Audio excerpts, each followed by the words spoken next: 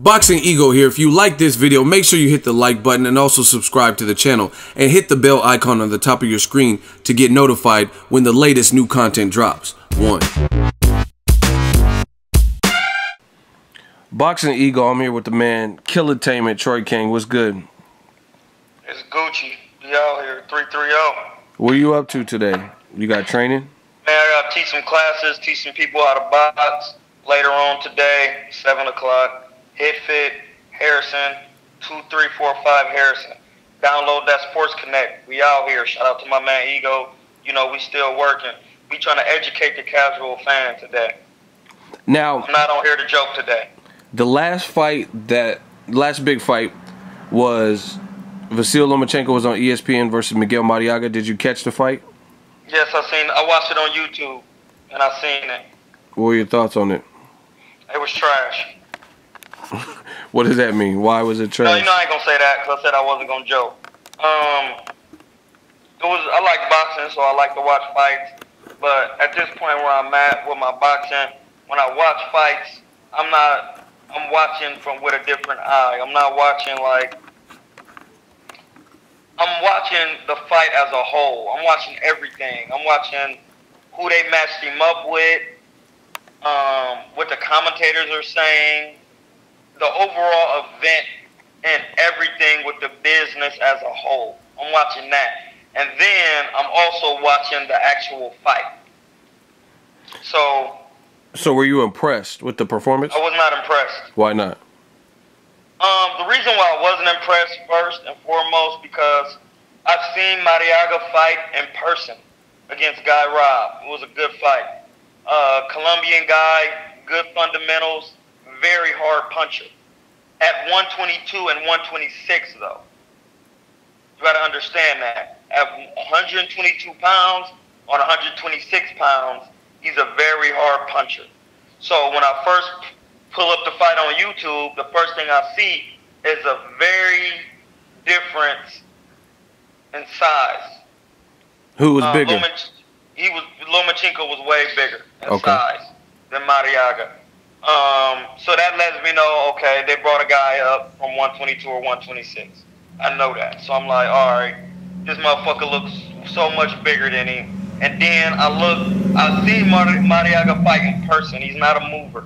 He moves in spots. He steps around. He doesn't move frantically like that. But he knew he was in there with somebody way bigger than him.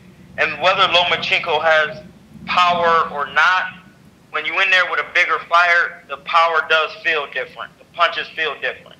They might not feel like, super hard, but the heaviness of the punches, and you don't want to take that as a lighter fighter. So that would be like Chocolatito. What weight does Chocolatito fight at? 118 now. That's like Chocolatito going up to 126 and fighting Gary Russell Jr. This is going to be a completely different fight. We all know how Gary Russell Jr. fights. We all know he will knock you the fuck out. And Chocolatito probably wouldn't want to be fighting the same because Gary Russell Jr. will look so much bigger than Chocolatito.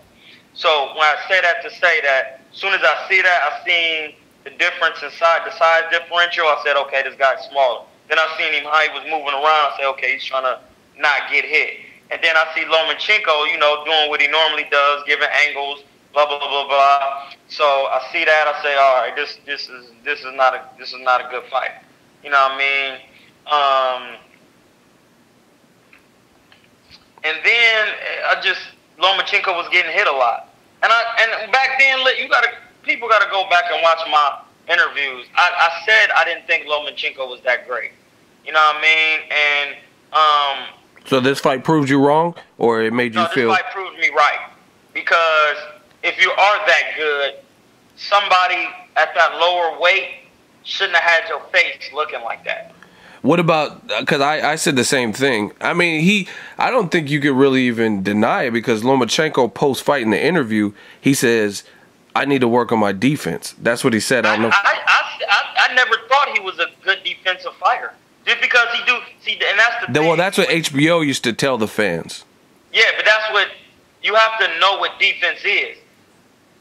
good defense, you don't have to move that frantically to show good defense. It's just simple, fundamental things that you can do to have good defense. But when you add the foot movement and the angles, which he's very good at doing, that does show, different wrinkles and shit. But if you're doing all that moving, but your face still look like that, that means you don't have good defense.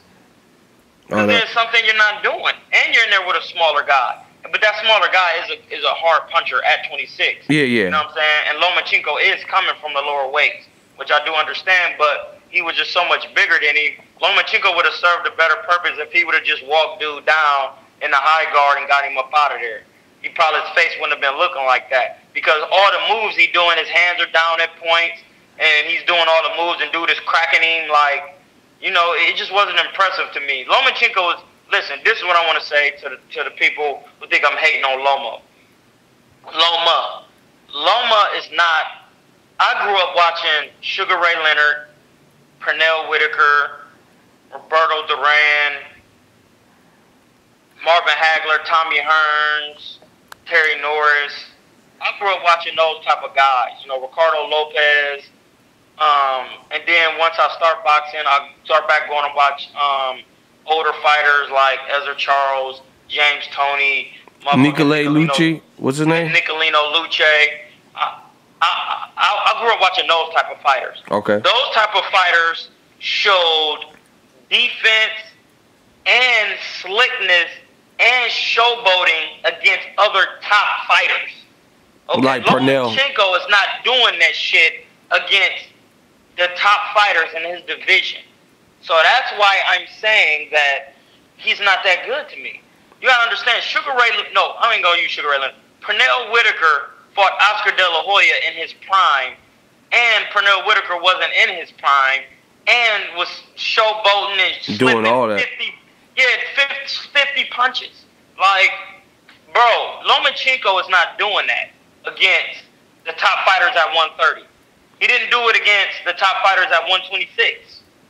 My question, I got to play devil's advocate. I'm just going off of, this is not my thoughts, but what I've read in forums and videos. People say nobody wants it with Lomachenko. Everybody's avoiding.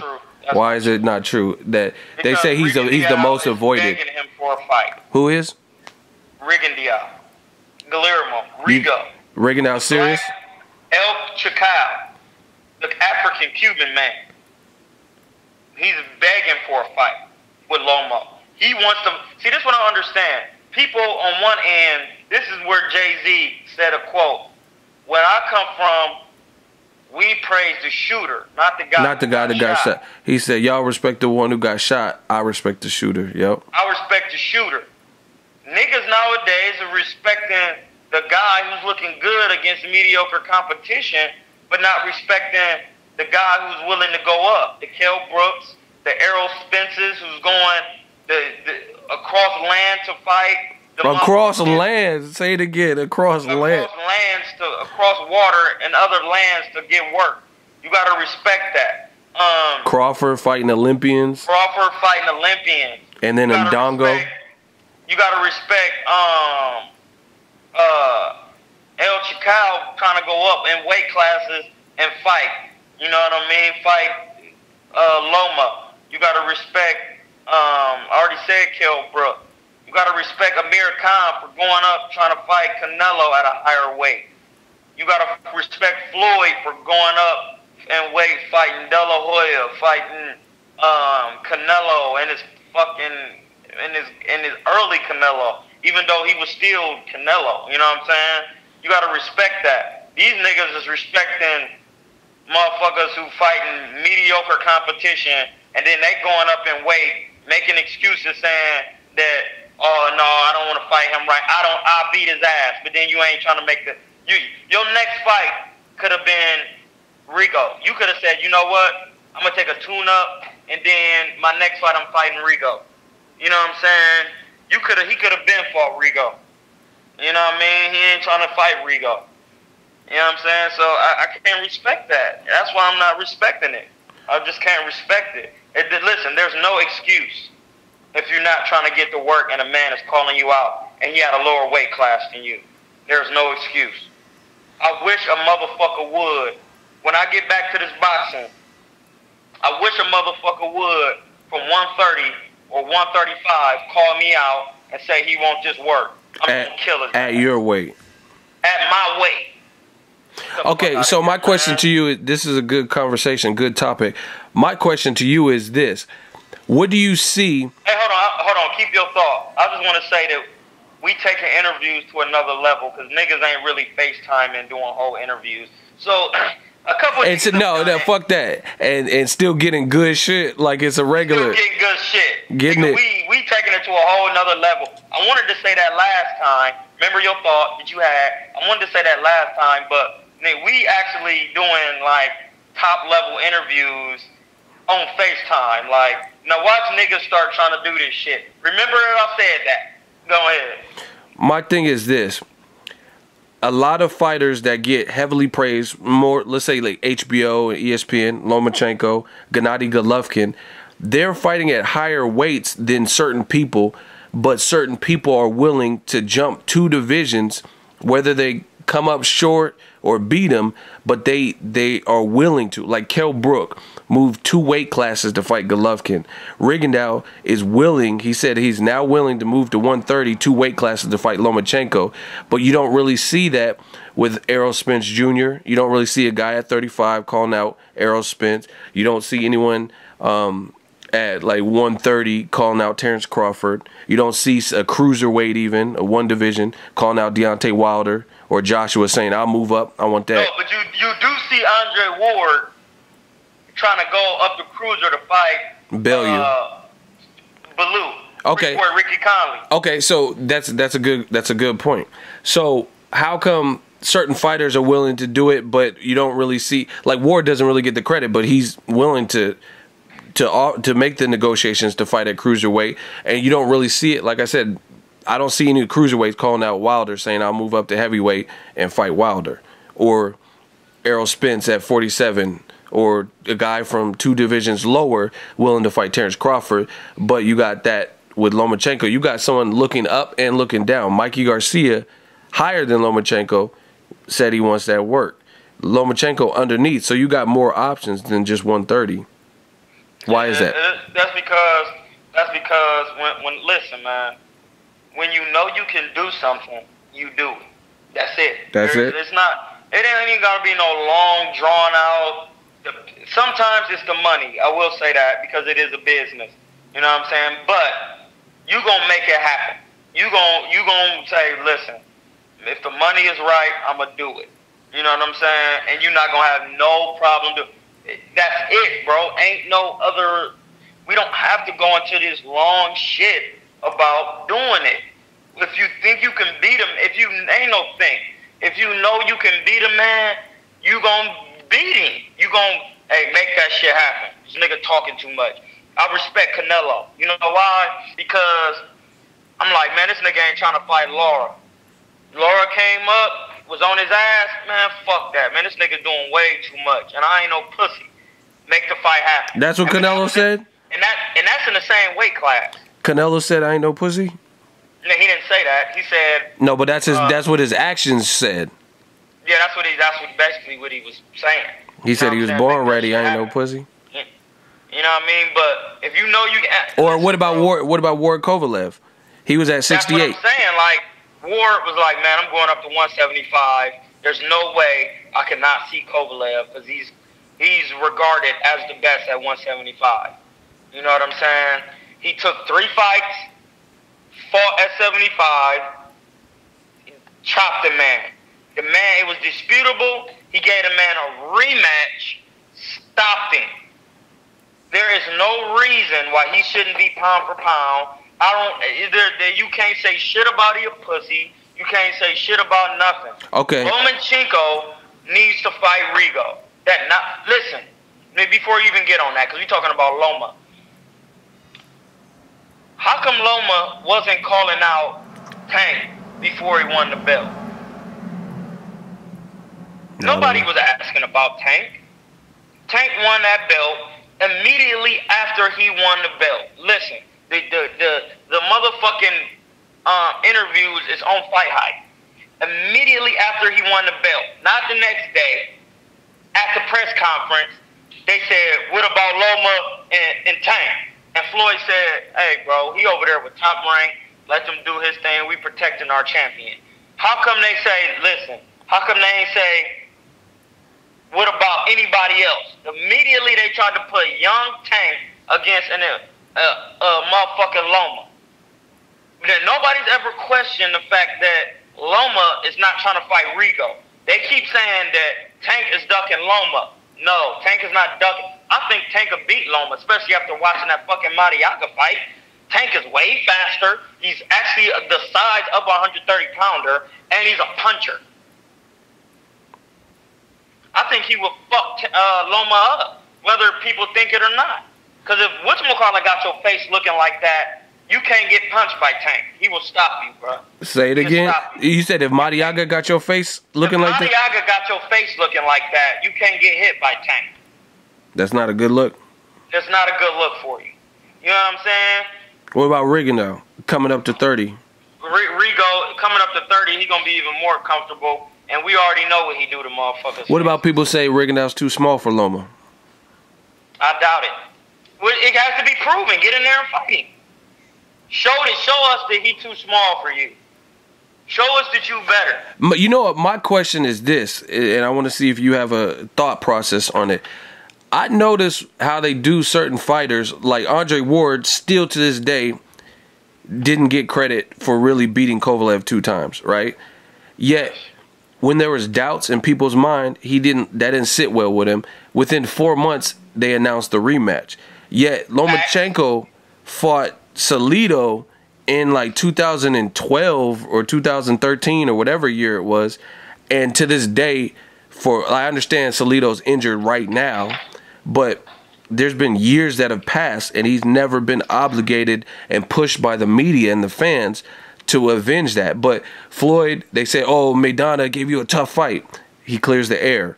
Oh, Castillo gave Mayweather a tough fight. He clears the air. The same year. But Lomachenko has had years to develop and still has not avenged the Salido loss. Why do you think that is? Because if he knew he could beat him, he would just beat him. It's just that simple, bro. I'm not on here to play games today and be funny. If he knew he could beat him, he would just beat him, bro. So do you think simple. Do you think Lomachenko's team was trying to give him pro-level experience and let him develop before they go into the Salido rematch, get him all the, confidence? But he ain't yet to get in there with him. I don't want to hear about money. I don't want to hear about who ducking who. Make it happen. Because I guarantee if you offer Salido enough money, he will get back in there with Lomachenko. He just probably don't want to be. That's the thing. These people are lowballing fighters and then making it seem like they don't want to fight. You know what I'm saying? They saying, for example, Charlo and Andrade, they saying, we offered you to fight. Okay, well, why don't you tell people how much you offered him to fight for? And then say, yeah, we offered you to fight for 50 or 70,000 or something like that, but I'm getting paid 500,000. Like, no, I'm not fighting you. Like, no, that's stupid. You're trying to lowball me. I think that happened with Nicholas Walters and Lomachenko. Nicholas Walters syndrome. The first fight. Happened, bro. Like, I don't want to hear that shit. You know what I'm saying? Pay this man a decent amount of money. I guarantee he will get in the ring and fight Loma again. Okay, but if you were a matchmaker, who are your top 3 picks for Lomachenko to fight next that would really solidify what he can do in the ring? Who do you want to see him fight? 3 people, in no particular order. Orlando Salido, Gary Russell Jr., Guillermo Rigondeaux. What about Mikey Garcia? What type of fight is that? I don't want to see that. Why not? Because Lomachenko doesn't have enough power to hurt Mikey Garcia, and Mikey Garcia is going to walk straight through him and get him out of there. And that's why he doesn't want to fight Mikey Garcia. Okay, now, you're a pro fighter. There's interviews with Oscar Valdez and Leo Santa Cruz, you know what I mean? Champions, people who have been in the Olympics, things like that. And you just said what they said. Leo Santa Cruz and Oscar Valdez both said they think Mikey's too big, too strong, and would stop him, knock him out, would knock Lomachenko out. You believe that? Yes, I would. Well, okay, why do you basically agree with Leo Santa Cruz and Oscar Valdez in that regard? because he's just too big. He's just literally too big. Did you see the picture of them next to each other? Yes, it's the same height, but we're talking about body weight and what your body has matured to grow into. Some guys are just naturally smaller. Their frames are just naturally smaller. You know what I'm saying? Some guys' frames are just naturally bigger. Whatchamacallit, Mikey Garcia is just a naturally bigger guy than Lomachenko. Even when he fought at the lower weights, he was knocking motherfuckers straight out. Went back and studied some Mikey Garcia. He's a very technical, smooth fighter. He's very deliberate in what he's trying to accomplish in the ring. He's got a good range and distance. You know what I mean? And that's just being serious, all the way serious with it. He gets in there with Lomachenko. He can do all the moving around and all that shit he wants to. Once you start banging on his body, he coming out of there. He gonna get him out of there. And then plus, Adrien Broner is a hard puncher. You know what I'm saying? Yeah, yeah. And Mikey Garcia, stood in there with Adrien Broner. I don't give a fuck what nobody say about Adrien Broner. We talking real boxing. Adrien Broner's a hard puncher. You know what I'm saying? He hurt Mikey Garcia to the body a couple times. But Mikey Garcia still stayed in there. Poker face, yeah. Poker face, you know what I'm saying? So you put Mikey Garcia in there with Lomachenko, somebody who has no power, he's gonna stop him. Like, you think he has no power? Or at 35 he has no power? Or at 35 he has no power. He probably got decent power at like 22, and 26, but at 30, 35, no. The power tops out as you go up in weight, unless you want to juice like Pacquiao was. I'm being serious. I'm not laughing or nothing. Like, your power doesn't carry like that. It doesn't work like that. Boxing doesn't work like that. So Mikey, that's why they have pound for pound. That's why they have pound for pound. And the higher you fight in any respective weight class, you will win. Because if you put a little motherfucker like Chocolatito in there with Rigo, he's gonna get stopped. You put him in there with Gary Russell Jr., he's gonna get stopped. You put him in there with somebody who 130, he's gonna get stopped because he's not strong enough. You know what I'm saying? Yes, he does have talent and skill, but he's not strong enough. So even a mediocre fighter who's not on Chocolatito's level, when he gets in there with a mediocre fighter at 35, the size is what's going to give him a problem. It ain't the talent or the skill. He's going to be walking through his punches, and he's going to fuck around and get him out of there. So it sounds... Triple G, Kell Brook. You think Kell Brook was more skilled? Kell Brook is more skilled than Triple G, but Triple G is a very... strong. He's heavier and strong. He's the hardest puncher at 160 damn near. You know what I'm saying? It sounds like what you're saying is you could have all the skills in the world, but eventually, unless your skills are next level, like elite level status, like Floyd Mayweather, well, you can neutralize somebody's power. Then somebody's size could negate the skill. Someone can lack the skill set that someone has, but unless you're like next level skilled, then the size are gonna kind of negate that. Yes, it is. Okay. But in that case, you don't see Floyd trying to fight Triple G at 160 because he has all the skill in the world. But when he gets hit, he's not gonna be able to take those punches. He's a welterweight. Yeah. You know what I'm saying? He's just not strong enough for Triple G. Does he have more skill than Triple G? Absolutely. Is he stronger than Triple G? Absolutely not. You know what I'm saying? It's just not going to work out. So, Mikey Garcia, you would favor him to beat Lomachenko at 35? Stop Lomachenko. Easy. Did you say easy? Easy. Now, you know what else I think is kind of interesting is like ESPN and the HBO in their process, like promoting a fighter, obviously that fights in your network, that's cool. I understand the business.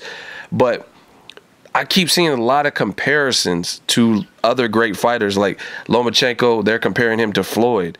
And I think Floyd's defense is way sharper. Bob Arum just recently compared Lomachenko to Muhammad Ali. I mean, are you seeing any of those comparisons? Absolutely not. And that is blasphemous. And to me, one thing that I noticed with Lomachenko... disrespectful, for real. One thing I noticed with Lomachenko, like you said, the Marriaga had your face looking a little tattered up, is the same thing they're praising Lomachenko for as he moves up and fights like a solid, credible, big puncher. I feel like that offensiveness and that aggressiveness would actually work to his disadvantage versus Floyd's fundamentally sound even defensively. And that's why he could fight the Canelos of the world. But I think, like you're saying, Lomachenko, if he moves to 35 and fights a Mikey Garcia. Which he's trying as hard as not to do. If he listen, Lomachenko, this is what they gonna do, bro. Lomachenko is not gonna fight any top motherfucker in they weight class. Nah. What about Lomachenko's even made the notion of him fighting Terence Crawford at some point? I don't care what did he get in there and do it? You met Terence Crawford. Is that a good fight for him? You was in the Mayweather gym with him. That's a 3-round fight. How many rounds? 3 rounds. For who? For Loma. And then he's out of there, or what? He's out of there, bro. Terence Crawford is taller than me. It's still growing. How tall are you?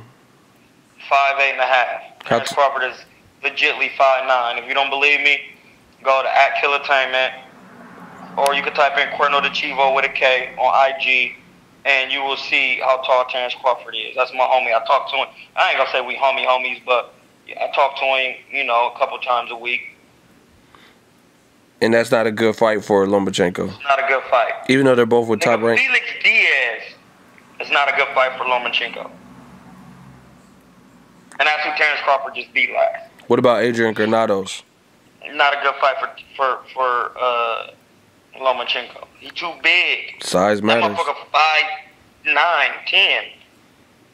He fought Kermit Cintron. What? He beat motherfucking You fought Diaz? Imam, who has Hey, did you? Okay, so power.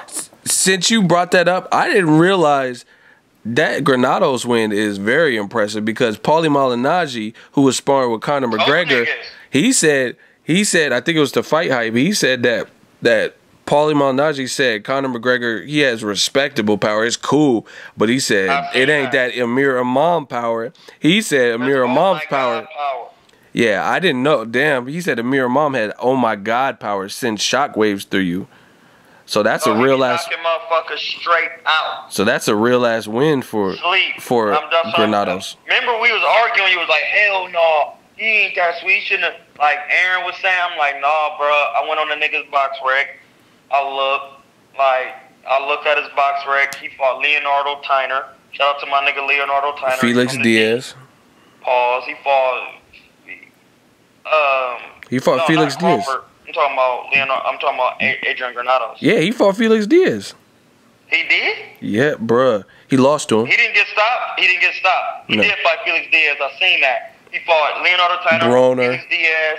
He fought Kermit Cintron, and he hasn't won. He got a draw with Leonardo Tyner. So that lets me know this motherfucker is very tough. He can take a punch even at a higher weight as 154. So 140 is gonna be. But Amir Imam does have the power, just like ridiculous power. I didn't know he had oh my God power like that, but Paulie's. I did because he throw his. I mean, I knew he had power for sure. Super straight, and when I seen him hit Adrien Granados, he almost killed him. Yeah. But the motherfucker got up, fought back, blah blah blah blah. So. What about Adrien? What about Broner when he was at 35 versus Lomachenko? If he were to move to 35. Broner, he was too big. Broner at 35 and 30 was too big for all the 35 and 30 pounders. What about Robert Easter? Robert Easter Jr. versus Lomachenko. Is that a good fight? It'd be a decent fight, but Robert Easter Jr. is too big. It's a nightmare. He's 6 feet tall. Yeah. And Robert Easter Jr. has power in his right hand and can box very well. So all that moving, listen, anytime Marriaga has marked your face up like that, the moment you get in there with anybody who has good boxing IQ and more power than Marriaga, is going to be a disaster for you if you're saying that you need to work on your defense. I'm just going off what he said. I already said he never impressed me like that. And y'all said y'all was hate. But y'all can see, now you understand why he never impressed me, because he himself said he needs to work on his defense. That's why he never impressed me. All that fancy foot movement and shit, that doesn't impress me. So if he gets in there with like someone like a Mikey Garcia with known power, a Robert Easter with known power in a higher division, do you think that movement would be effective? No, it would not. What would it's not efficient. So you don't think he's moving efficiently? He's not moving efficiently. Why you say that? Because I've seen Floyd Mayweather spar in person, and I've seen him fight, and I watched his fights. He has efficient footwork. I've seen Mikey Garcia. I've seen people like Levan Gramajava, who's AKA Wolf. I've seen Terence Crawford. I've seen Andre Ward. They don't need to do all that shit to get their point across. Demetrius Andre too, like the Willie Nelson fight. He was very stationary, but he was still showing slickness and defense. Shit, you don't need to do all that to get your point across. I understand you doing. That's how you fight, and you doing that, you know, for the crowd and shit. But you don't need to do all. It's good to showboat and do that against lesser opponents, but you know you're making that a habit on a pro level, and then that you're gonna keep doing it, and then you're gonna get into a real serious fight and still be trying to pull off that same shit, and it's not gonna work. You know what I mean? I'm just gonna say this, and people are not gonna understand what I'm saying, but they will listen. Everything I've been wrong with predictions, but predictions are exactly what they are. I'm giving a guess on who I think is gonna win. It's just like when you go put your money down in Vegas. You making a gamble. A prediction is nothing more than a gamble. You know what I'm saying? So you can be like, oh, you wrong with predictions. I'm just taking a gamble. I'm just not putting my money down. So people can literally kiss my ass on predictions. I don't give a fuck. But when it comes down to actual knowing how to box, you can't dispute me on that because I know what I'm doing. So I'm saying that to say Lomachenko has not gotten better from the first fight to the fight now. He's actually digressed. He's not gotten better. He's doing the same shit he was doing his first fight. He did it his second fight, lost. He did it his third fight, won, and so on and so on. He's not showing anything new. And people are so impressed with the shit he's doing. I'm not impressed. I want to see him walk somebody down in the high guard. I want to see him just primarily fight somebody on the inside. You know what I mean? I want to see him, you know, not do all that side-to-side movement and just keep it. Well, okay, why is that side-to-side angles, what he's been doing, why is it giving Jason Sosa and Marriaga, why is it giving them so many problems? Because they only have one style. They only have one style, and they not on that level. And they're smaller fighters. Like, all of them. They all fight at 126, coming up from 130. Sosa is not a A-class fighter. He's a B-plus fighter. He has some good fights. He has limited amateur experience. He's a good fighter, but he's not on that level of Loma. Loma is a B-plus fighter. Jason Sosa is like a B minus, C-plus. You know what I'm saying? Like, them dudes, like, they nothing special. And Loma is nothing special to me either. You know what I mean? And that last fight just solidified what I said. Anytime you're in there, if I'm in there with a fighter coming up from, all right, say I start boxing, I fight at 147, you know, or we can just use when I fight at 154. Nobody from 40 is going to come to 54 and mark my face up like that. Nobody. I don't care what level you on. You're just not going to do it. You don't hit hard enough. You don't have enough strength to do it. You know what I mean? Well, Marriaga was only one division lower. Marriaga never fought at 122. I don't think so. I don't know. Well, still, one division, 126. And still, he needs to fight Rigo, rematch against Gary Russell Jr., rematch against Salido. Because Gary Russell Jr. has been calling you out. He's been calling you out. Rigo's been calling you out. You need to avenge the Salido loss so that can be off your record, or fight a top 130-pounder. You like the tank fight? I like the tank fight. Now I do. So Rigondeaux, I'm just paraphrasing, but Rigondeaux posted on his social media, on his Twitter, I think it was, and it was a picture of him punching someone, and the caption said something to the effect of, he says, I don't have to throw more punches. He said something like, basically, Lomachenko has to throw a ton of punches because he doesn't have Valerian steel in his gloves like me. I don't have to throw a lot of punches. See, that's the, do you agree with that? Of course I agree, because that's how boxing works. Because boxing works like this. If you're not a hard puncher, if you're not known to be a hard puncher, you got to throw a lot of punches to win. Why do you think Malignaggi fights like that? Why do you think Paul Williams fought like that? Why do you think Julio Cesar Chavez Sr. fought like that?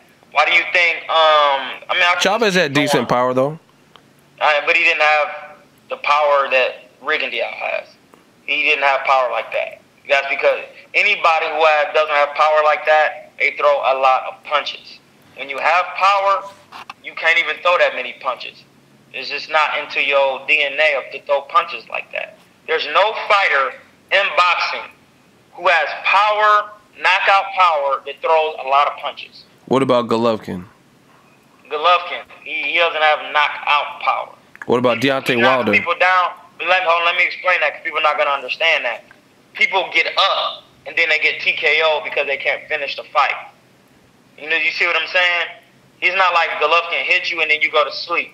He dropped Dominic Wade, he got up. He dropped him again, he got up. He dropped Curtis Stevens, he got up. That's not knockout power. That's just power. What about Deontay Wilder? He don't throw a lot of punches? He has knockout power. But does he throw a lot of punches to you? He doesn't throw a lot of punches. What about Leo Santa Cruz? Is that why he has like a higher volume? That's why he has a high volume. I respect Leo Santa Cruz because he showed that he could switch up his game plan and box. He could show he could do what it takes to win a fight that he lost. But at the same time, he never wanted to fight Rigo, and neither did Carl Frampton. They were all at these low weights, and they never asked to get in there with the man. That's actually a good... Well, since you brought up Leo Santa Cruz, that's another example of an immediate rematch. So shout out to Frampton and Santa Cruz. Because I think they fought in December or November or something, and then they fought in January, because I went to the fight in January of this year. But Lomachenko ain't fought Salido since they fought the first time, and that's been years. But 3 years or so. They're going to keep throwing that GWH right in front of the motherfucking TV screen and keep throwing him out there promoting him, and they ain't going to never, as soon as somebody, and that's why I need to be the media asking questions, because if I have a question, I'm going to say, hey, when are you going to get your Salido rematch so you can get that off your record? When are you going to do that? Are you going to offer him enough money so that he wants to fight, or are you just going to lowball him and then when he doesn't want to fight, say he doesn't want to fight? When are you going to... Gary Russell Jr. has called you out and he wants to rematch. Are you going to give him a rematch? When are you going to fight Rigo? He's been calling you out. When are you going to fight these fights? You know what I mean? Like, when are you going to do it? When are you going to fight Mikey Garcia? Are you going to fight him at 35? You know what I mean? Where you going to fight? Are you going to go up? They're comparing you to Floyd Mayweather. They're comparing you to, all these other fighters. But these fighters have fought people, went up and fought people in different weights. Why do you think when Rigondeaux was with Top Rank, they would like kind of badmouth him and blackball him, say HBO wants to throw up when they hear his name? But Lomachenko's getting a lot of publicity and notoriety and exposure. Because he's black. So is Lomachenko pound for pound number one? Absolutely not. Top 5? Listen, as long as Andre Ward is alive and fighting and winning, you can never put anybody better than him pound for pound. You can't. Because he hasn't lost an amateur or a professional boxing fight since he was 14 years old. You can't do that. Even Lomachenko has lost an amateur fight. You can't go against ahead of Andre Ward until he loses. As long as Andre Ward is winning, he hasn't lost since he was 14. That's in the amateurs. He hasn't lost since he was in the pros at all. He cleaned out 68 with the Super 6, and then he went up to 75, fought Sullivan Barrera, who was clearly good, fought everybody at 75, and then, not everybody, he took 3, and then went to Kovalev and beat him. It was controversial, rematched him, stopped him. You can't go against that. He's the undisputed light heavyweight. To be undisputed, it's a video that Floyd just put out. You only need 3 top weights. There's a WBA, WBC, WBO, IBF. Those are the 4. All you need is 3 out of the 4 to be considered undisputed. So when Terence Crawford wins, he will be undisputed. Not because he will have 4, it's because Ndongo has the WBC and the no, he has the WBA and WBO, I think. WBA and WBO, and Terence Crawford has the IBF and the other joint. So I'm just no, it was I had it yesterday. It's dead. I just left it in here. Where can the fans follow you?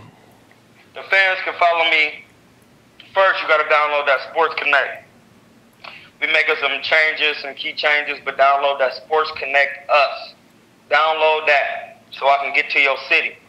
Secondly, and I want to shout out to Ego for letting me promote my brand on his channel. You know, it's not enough of that going on out here.